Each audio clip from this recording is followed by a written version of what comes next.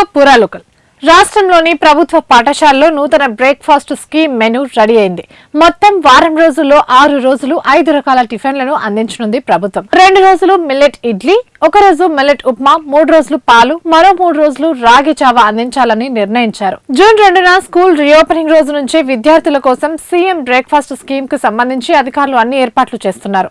రాష్ట్ర వ్యాప్తంగా 26,178 సర్కార్ బడుల్లో సుమారు 19 లక్షల మంది స్టూడెంట్లు చదువుతున్నారు. పేద కుటుంబాల నుంచి వచ్చే విద్యార్థులు ఉదయం ఎలాంటి అల్పాహారం తినడం లేదని, దీనివల్ల చదువుపై శ్రద్ధ పెట్టలేకపోతున్నారని పలు రిపోర్టులు వెల్లడించాయి.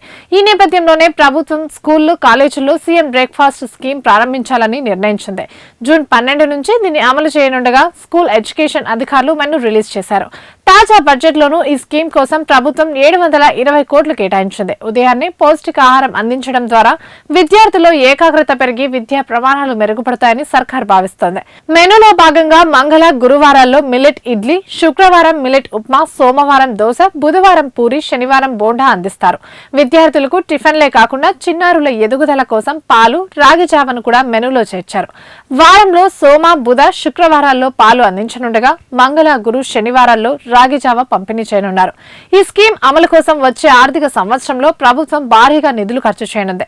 టిఫిన్ కోసం సుమారు 540 కోట్లు, పాల సరఫరా కోసం 180 కోట్లు ఖర్చు చేయనున్నారు. ఈ నిధులను స్కూల్ ఎడ్యుకేషన్ తో పాటు ఎస్సీ, ఎస్టీ సబ్ ప్లాన్ నిధుల కింద కేటాయించనున్నారు. అయితే ఈ పౌష్టికాహార స్కీమ్ తో బడుల్లో పిల్లల అటెండెన్స్ పెరగడంతో పాటు డ్రాప్ అవుట్లు భారీగా తగ్గుతాయని ప్రభుత్వం భావిస్తోంది. ఇవి ఇప్పటి వరకు అప్డేట్స్. మరిన్ని అప్డేట్స్ కోసం చూస్తూనే ఉండండి పురాలోకల్.